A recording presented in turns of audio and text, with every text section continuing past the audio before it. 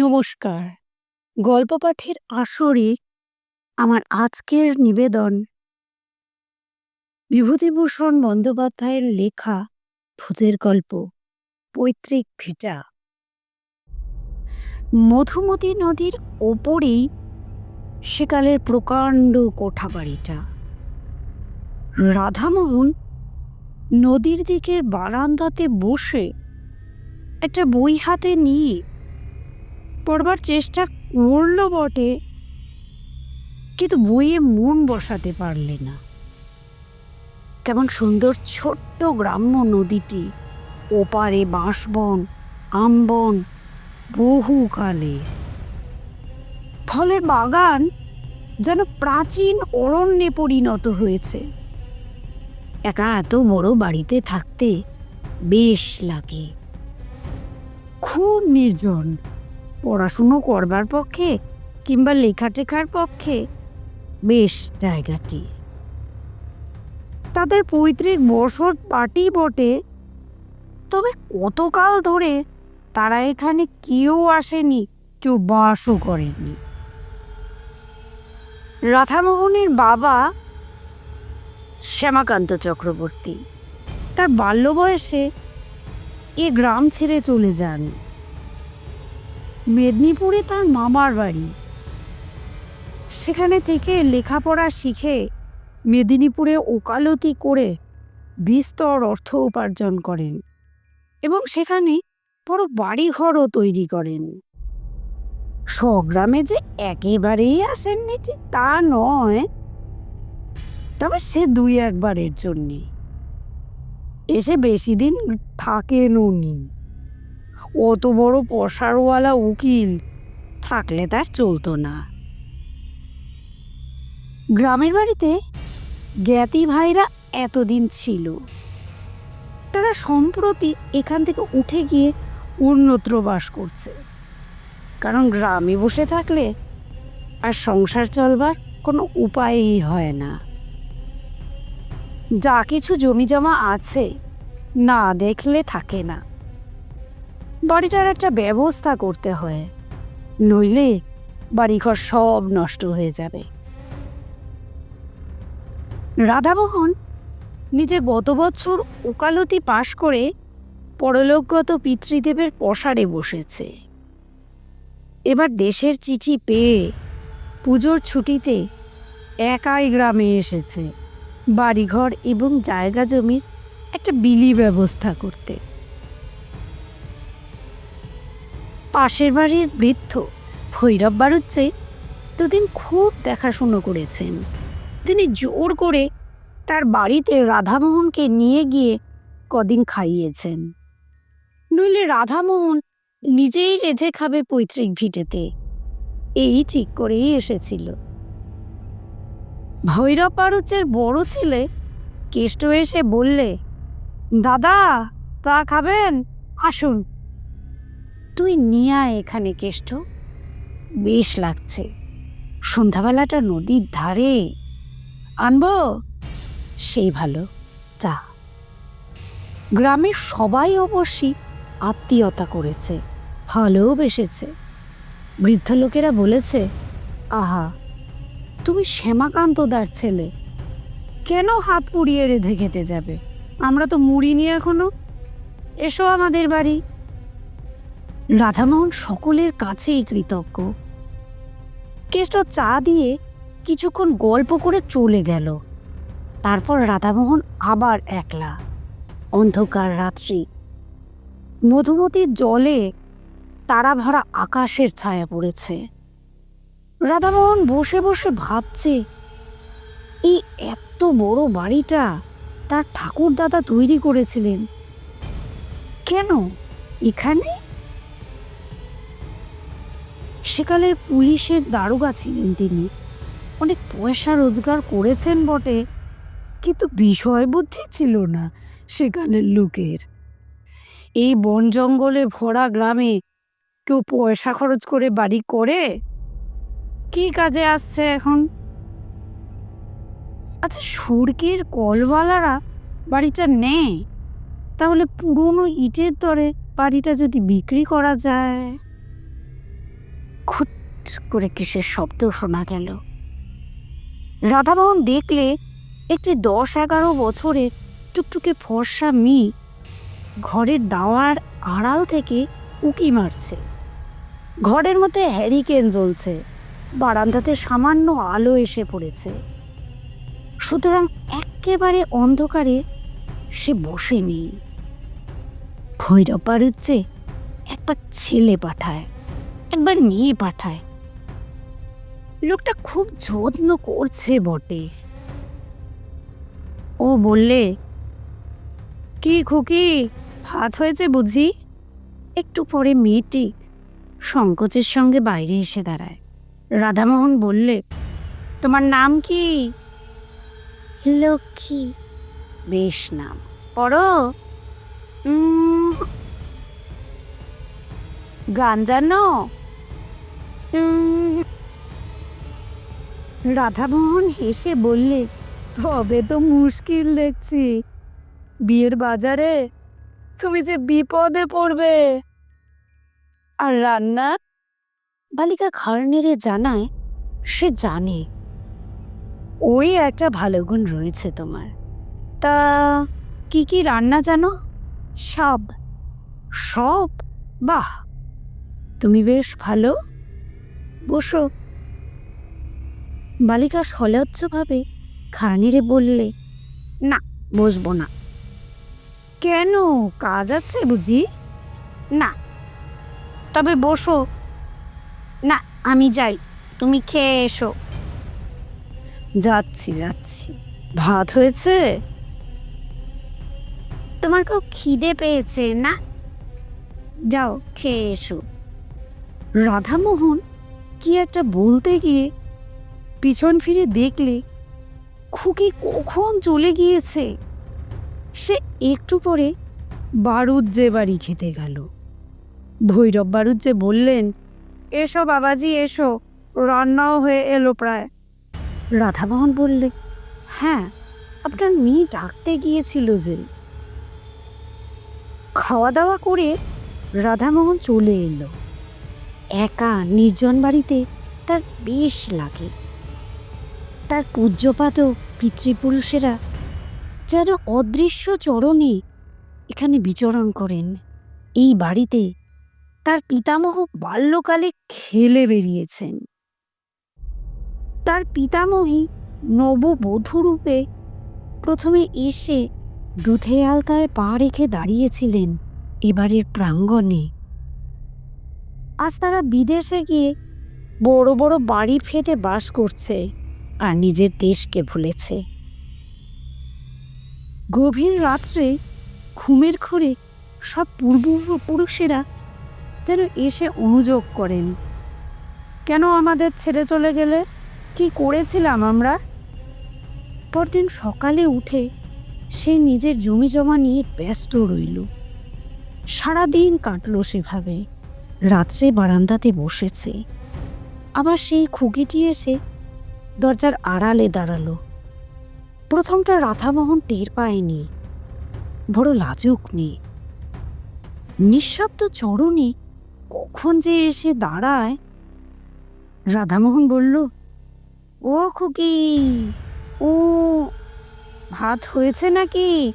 আজ দেরি হবে। মাংস রান্না হচ্ছে যে তোমার জন্যে। সত্যি? তবে তো আজ ফিস্টের ব্যবস্থা। ও, তুমি বুঝি ফিস্ট বুঝতে পারলে না? ভোজ যাকে বলে, বুঝেছ? খুকি হেসে চুপ করে রইল। বেশ মেয়েটি, বেশ কথা বলে না, শান্ত সলজ্জ ব্যবহার। রাধামোহন বললে, তোমার মামার বাড়ি কোথায় খুকি? ভুলে গিয়েছি। ভুলে গিয়েছি? কিরকম? সেখানে যাও না? খুকি ঘাড় নেড়ে বললে, না। রাধামোহনে হাসি পেল এবার খুকির কথায়। বেশ নিঃসংকোচ ভাব ওর। খুকি আবার বললে, তুমি একা এসেছো কেন এখানে? রাধামোহন হাসতে হাসতে বললে, কেন বলো তো? বৌঝিদের নিয়ে এসো, এত বড় বাড়ি পড়ে আছে, আমোদ করুক। তোমার ইচ্ছে তাই খুকি? খুব। আমি তো তাই চাই। কেন? কতকাল এবারই এমনি পড়ে আছে না, কেউ পিদিম দেয় না।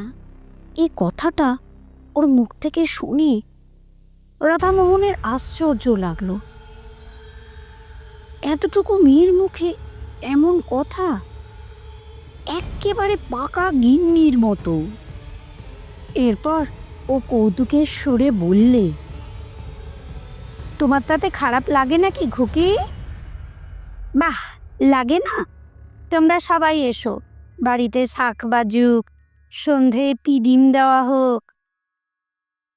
কথা শেষ করেই সে ব্যস্তভাবে বললে, তোমার খুব খিদে পেয়েছে না? বড্ড রাত হয়ে গেল। না না, এমন আর বেশি রাত কি? তোমার আবার সকালে খাওয়া অভ্যেস। তুমি কি করে জানলে খুকি? অস্ফুট হাসির সুর শোনা গেল মাত্র, কোনো উত্তর এলো না। একটু পরে মাথা দুলিয়ে দুলিয়ে খুকি বললে, ভালো লাগে, বড্ড ভালো লাগে। রাধামোহন ওর দিকে চেয়ে বললে, কি ভালো লাগে খুকি? এই তুমি আজ এসেছ, কেউ তো কখনো আসে না এ বাড়িতে। তুমি যাও, মাংস রান্না হয়ে গিয়েছে। হয়ে গিয়েছে? তুমি কি করে জানলে? খুকি হেসে বলে, আমি জানি, যাও তুমি। দাঁড়াও, আমি মুখটা ধুয়ে আসি, একসঙ্গে যাব আজ। মুখ ধুয়ে এসে কিন্তু রাধামোহন খুকিকে আর দেখতে পেলে না। চঞ্চল মন ছেলে মানুষের, আগেই চলে গিয়েছে। খুকিটি বেশ কেমন পাকা পাকা কথা বললে, হাসতে হাসতে প্রাণ যায়। ভৈরব বাড়ুচ্ছে ওকে দেখে বললে, এসো বাবাজি, এই তোমায় ডাকতে পাঠাচ্ছিলাম। আজ একটু বেশি রাত হয়ে গেল, একটু মাংস নেওয়া হলো আজ। বলে, রোজ রোজ ডাল ভাত ওরা খেতে পারে না। আমার বাড়ি আজ দুদিন খাচ্ছে, সে আমার ভাগ্যি, নইলে ওদের অভাব কি? তাই আজ। রাধামোহন সলজ্জভাবে বললে, না না, সে কি কথা, যা জুটবে তাই খাবো। পর ভাবেন নাকি কাকা, আমি তো বাড়ির ছেলে। পরদিন সন্ধ্যায় আবার খুকি এসে হাজির। রাধামোহন বললে, এসো খুকি, তোমার কথাই ভাবছিলাম। খুকি হেসে বললে, আমার কথা? সত্যিই তোমার কথা। খুকি ছেলে মানুষই ভাবে ঘাড় তরিয়ে হেসে বললে, কেন, আমি জানি জানি। তুমি জানো? জানি, কিন্তু বলবো না। রাধামোহন আজ খানিকটা সন্দেশ আনিয়ে রেখেছে খুকিকে দেবে বলে। অবশ্যই আনিয়েছিল হরিনন্দীর চাকর অমূল্যকে দিয়ে, ইসলামকাঠির বাজার থেকে। ইসলামকাঠির সন্দেশ এই অঞ্চলে বিখ্যাত। অমূল্য দেখা যাচ্ছে গল্প করে বেরিয়েছে। রাধামোহন মনে মনে বিরক্ত হয়ে উঠল অমূল্যর উপরে। খুকিকে সন্দেশ হাতে দেবে ভেবেছিল, কিন্তু সেটা আর হলো কই। তবু রাধামোহন বললে, না, তুমি জানো না খুকি, কি বলো তো? খুকি খানি মৃদু মৃদু হেসে বললে, জানি আমি। ওর হাসির মধ্যে এমন একটা বিজ্ঞতা আছে যে রাধামোহন আর কোনো প্রশ্ন করলে না এই নিয়ে। ও জানে। ওর মৃদুর হাসির মধ্যে দিয়ে সে কথা বোঝা গেল। অমূল্যটা আচ্ছা তো, পাড়াগাঁয়ের লোকের পেটে কোনো কথা থাকে? খুকি আবদারের সুরে বললে, কই দাও, দাও আমাকে সন্দেশ। রাধামোহন ব্যস্ত হয়ে ওকে সন্দেশ দিতে গেল, কিন্তু ওকে আর সেখানে দেখা গেল না। চঞ্চলা বালিকা কখন হঠাৎ চলে গিয়েছে। ওর ধরন বড় আশ্চর্য রকমের। আহারের সময় ভৈরব বাড়ুজ্যের বাড়িতে ও সন্দেশটা নিয়েই গেল। বললে, খুকি বড়ই লাজুক, তখন চলে এলো, ওকে একটু এই। ভৈরব বাড়ুজ্যে হেসে বললে, খুকি বুঝি তোমার কাছে গিয়েছিল? রোজই চায়, গল্প সল্প করে। তাই নাকি? হ্যাঁ, ও একটু লাজুক বটে, খুব ছেলে মানুষ তো। পরদিন সন্ধ্যায় খুকি আবার নির্দিষ্ট স্থানটিতে এসে দাঁড়ালো, বারান্দাতে। রাধামোহন বললে, কাল অমন করে চলে এলে কেন তুমি? আমি ভারী রাগ করেছিলাম কিন্তু। খুকি হেসে চুপ করে রইল। খেয়েছিলে সন্দেশ? বারে, যখন তুমি বললে ওই তো আমার খাওয়া হয়ে গেল। পরক্ষণ এসে যেন স্নেহের সুরে বললে, তুমি এই এসেছো, আমার কত ভালো লাগছে। বাড়িতে পিদিম জ্বলছে। একা একা ভালো লাগে বলো? শহরে যাবে? চলো আমার সঙ্গে, চলো। আমার এখানেই ভালো। ও সব আমার ভালো লাগে বুঝি? বাহ, কত টকি ছবি, কত খাবার দাবার। হগে, তাতে আমার কি? তুমি আবার আসবে বলো? আসবো তো, নিশ্চয়ই আসবো, কেন আসবো না? তা এতদিন আসনি কেন? ভিটেতে সন্ধ্যার সময় পিদিম জ্বলেনি তো। আচ্ছা, আসি আজ। তুমি তো মঙ্গলবারে যাবে। রাধামোহন একটু আশ্চর্য হলো। মঙ্গলবারে সে যাবে বলেছিল ভৈরব বাড়ুজ্যকে। ভৈরব কাল আবার বাড়িতে গল্প করেছেন। তারপর দুদিন রাধামোহন বৈষয়িক কাজে অন্য গ্রামে গিয়ে রইল। সোমবার অনেক রাত্রে নৌকাযোগে স্বগ্রামে ফিরল বটে, কিন্তু ভৈরব বাড়ুজ্যের বাড়ির কারো সঙ্গে অত রাতে দেখা করলে না। ঘরে চিড়ে ছিল, তাই খেয়েই রাত কাটিয়ে দিলে। পরদিন সে যাবার জন্য তৈরি হচ্ছে। ভৈরব এসে বললেন, বাবাজি, কাল কত রাত্রে এলে? খেলে কোথায়? আমাদের ডাকা উচিত ছিল তোমার। তুমি তো ঘরের ছেলে, এত লজ্জা করো কেন? ছি। রাধামোহন বললে, আপনার খুকিটিকে একবার ডেকে দিন না। বেশ বেশ, এখনই ডাকছি, দাঁড়াও। একটু পরে একটি 8 বছরের কালো মতো মেয়ের হাত ধরে ভৈরব বাড়ুজ্যে সেখানে নিয়ে এলেন। রাধামোহন বললে, এ খুকি তো সে খুকি নয়, এর দিদি। ভৈরব বাড়ুজ্যে বললেন, এর দিদির তো বিয়ে হয়ে গিয়েছে, সে তো শ্বশুর বাড়ি আছে।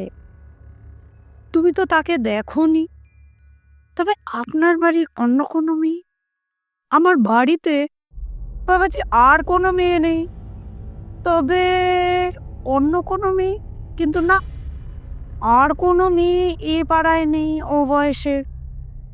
ঘর তো মোটে ব্রাহ্মণের বাস, তা বয়স কত? রাধামোহনের হঠাৎ মনে পড়ে গেল, বললে, ওর নাম বলেছিল লক্ষ্মী। লক্ষ্মী? সে আবার কে? কই, ও নামের মেয়ে এ গ্রামেই নেই। তোমার শুনতে টুনতে ভুল হয়ে থাকবে বাবাজি। শুনতে ভুল হয়ে থাকতে পারে নামটা, কিন্তু সে খুকিটি কে? সে তো আর ভুল হতে পারে না। কই বাবাজি, বুঝতে তো পারলাম না। ও বয়সের, ও নামের মেয়ে আমাদের পাড়ায় কেউ নেই ঠিকই। রাধামোহন চিন্তিত মনে বিদায় নিলে। আশ্চর্য ব্যাপার, খুকি বা দেখা করতে এলো না কেন? সব গ্রাম থেকে ফেরবার ঠিক 2 বছর পরে রাধামোহন তার পিসির বাড়ি গিয়েছে, জব্বলপুরে। সেখানে পুরনো এক ফটো অ্যালবাম খুলে দেখতে দেখতে একটি মেয়ের ফটো চোখে পড়ল।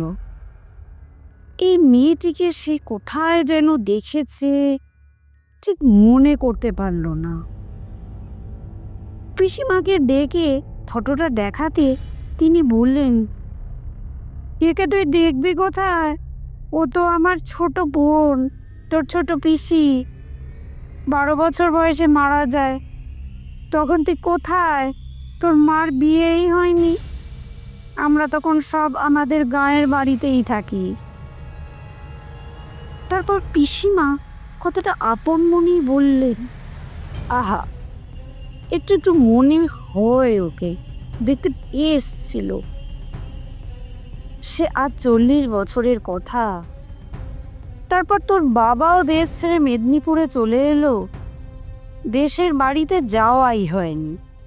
বিয়ের পর আমি একবার মোটে গিয়েছিলাম, সেও প্রায় 20 বছর আগের কথা। রাধামোহন অবাক হয়ে চেয়ে রইল অ্যালবামখানা হাতে করে। হঠাৎ মনে পড়াতে বললে, কি যেন নাম ছিল ছোট পিসিমার? পিসিমা উত্তর দিলেন, লক্ষ্মী।